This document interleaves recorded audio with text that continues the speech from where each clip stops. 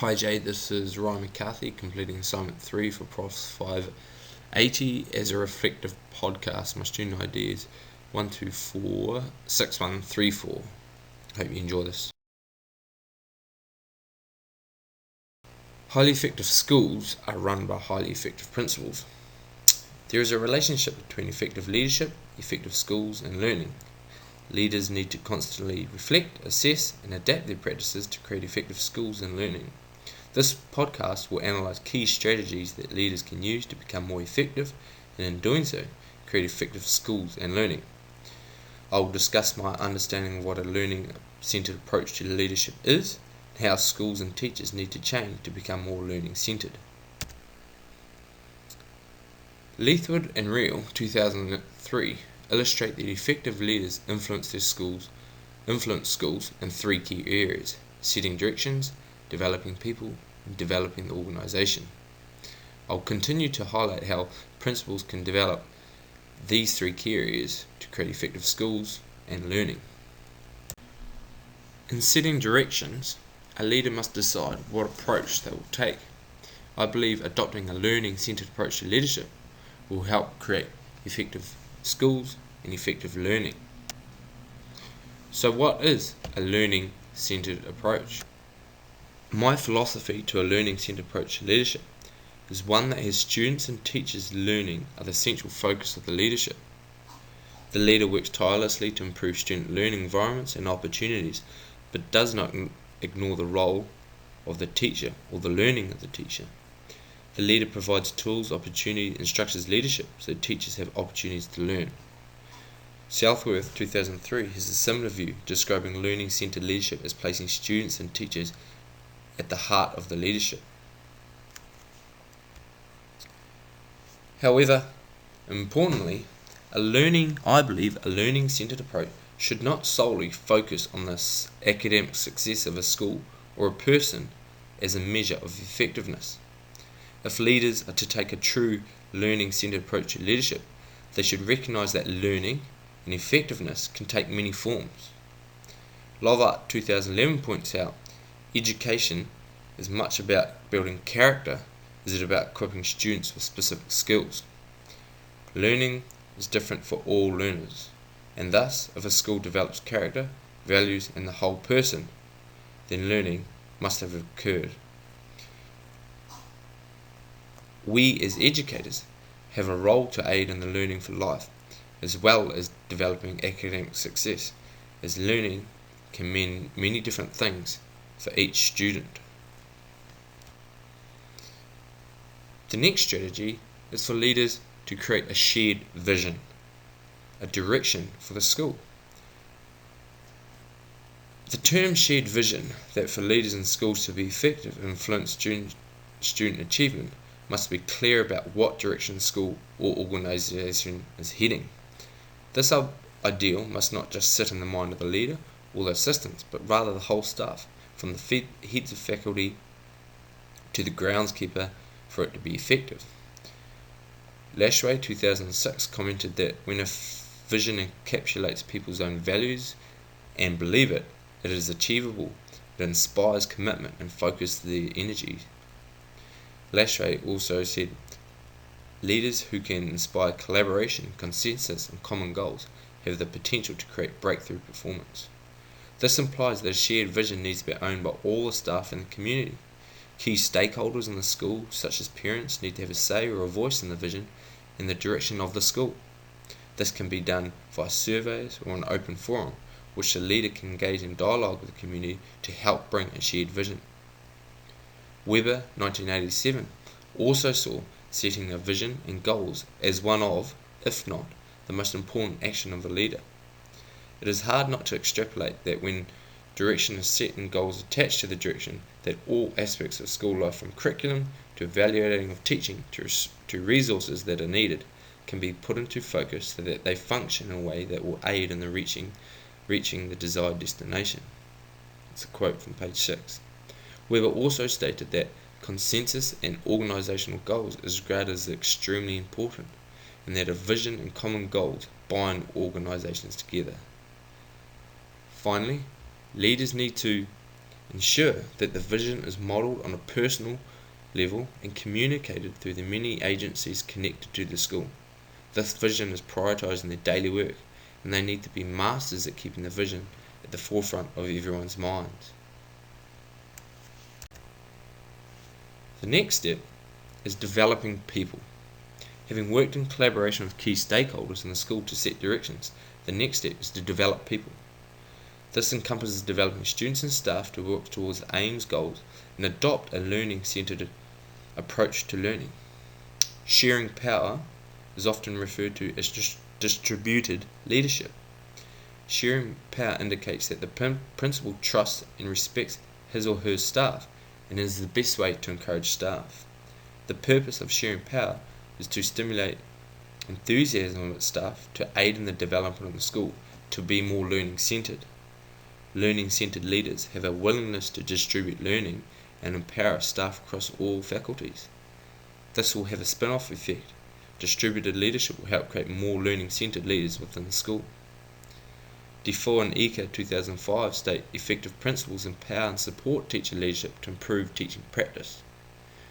To sum up, if leaders to be more effective and create effective schools, they must distribute the leadership to help all teachers adopt a learning-centered approach to learning. So once the leader has used distributed leadership, what else can they do to develop staff to become more learning-centered? For teachers to become more learning-centered, I believe they can adopt a number of practices.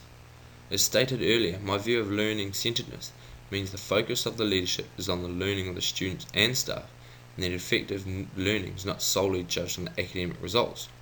Effective learning can occur in many contexts, and effectiveness is as much about developing the person as it is results. If true learning is to occur, the first step is to emphasise what students are good at and celebrate their creativity. Sir Ken Robinson floats this idea, and it holds a lot of value. How do we expect students to develop deep learning when we push students into subjects and courses they don't have a natural ability for? I've seen many schools push science and math in senior school because that's what universities want. But are these students missing out? Are they missing their true talents? Surely one can learn fractions and ratios in art, poetry and music, physics and physical education, or even learn how to build a house. I think we'll see far more success once we stop deciding students' courses for them. Students could go a step further to really focus the learning on the individual. Students could decide what achievement standards they like to learn and when they want to learn it. Schools often decide the content for students and when to teach it, usually to suit the school's calendar, not what the student not the student's needs.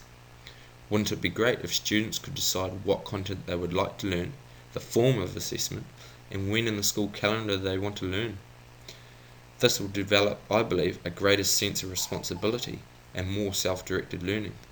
This learning environment will be better designed according to the needs and possibilities of the particular learning individual, and I think resulting in less "I'm bored."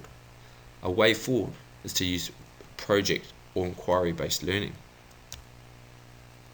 Another strategy a leader could use to create more learning-centered teaching in the school is to create more collaboration. Collaboration is a key concept in the social constructivism of knowledge. As Gruder 1996 cites, social constructivism refers to a learning as the result of active participation in a community where new meanings are co-constructed by the learner and my community, and that knowledge is a result of consensus. Students of today value school for social interaction and helping in the social construction of knowledge. Collaboration can occur between students and students and teachers. When collaboration occurs, there is a mutual trust, shared vision, constructive disagreement, parity, and humility. The role of the teacher is to act as the guide on the side, to facilitate the learning process. Successful learning takes place when learners are engaged in active learning tasks that guide them to create their own new meanings and knowledge. The teachers use different learning styles and other tools to help them become more learning centered. If the learning was truly student centered, the students should have learning opportunities that best suit them. Develop the organisation. The final strategy a successful leader needs to address to develop the organisation to become more learning centered.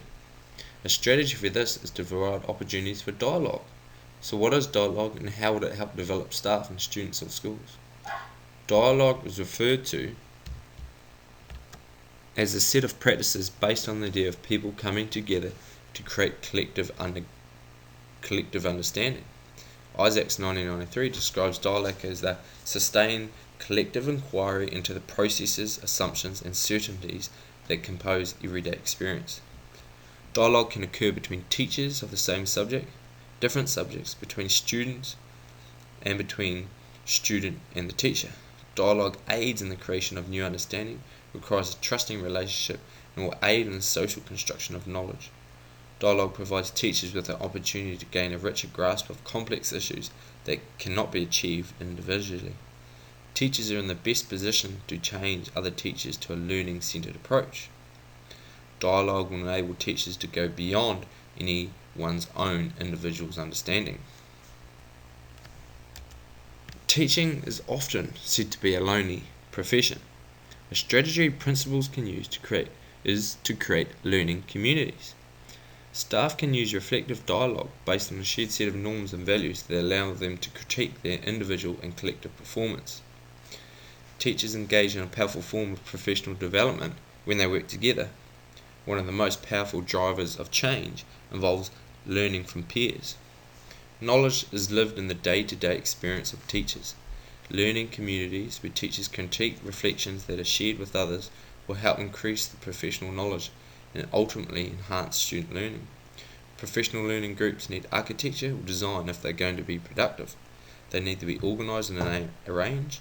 It's about undertaking difficult, inspiring work, constantly trying to improve practices. Learning communities will be where staff engage in dialogue and staff learning and student learning, and the need for improvement is discussed. Ideas and strategies are shared. Research and literature is read and reviewed. Effective leaders need to provide time where teachers can engage in reflective dialogue. Personal dialogue can aid in leaders personally. It can help leaders develop different alternate ways of being, doing, and seeing the future. To conclude, effective leaders influence their schools in three key areas: a shared vision, developing people, and developing the organisation are all key tasks that leaders need to address to create effective schools and learning. Within these three portfolios, there are a number of strategies effective leaders can employ: setting directions, distribute leadership, holistic education, collaboration, learning communities. And adopting a learning-centered approach to leadership and teaching are what I believe would benefit a leader and create effective schools and learning environments. Interesting, literature identifies that a learning-centered approach to leadership can create effective schools. However, is adopting a learning-centered approach too difficult for schools that have been teacher-centered for so long? For this very reason, it is important that teachers are motivated to go above and beyond their formal job responsibilities, a phenomenon called organizational citizenship behavior. Social exchange is a theoretical explanation used to describe organizational exchange theory. Social exchange implies that if teachers feel they are being treated favorably by the principal, they will go above and beyond their duties. This would then make it easier for schools to transition into a learning-centered approach to education and create effective schools and learning. However, I do recognise that there's no one way to effective leadership. Leadership is almost a living organism, ever evolving, changing, and developing depending on the context. Officer 2003, paragraph 11 asserts, successful leaders use a variety of strategies depending on what it takes to create an environment of learning, and they actively search out the many good practices that are out there, but also adapt them to their particular context. However, I do believe if leaders address, send directions, help develop people and develop the organisation, they can create effective schools and effective learning environments. Thank you.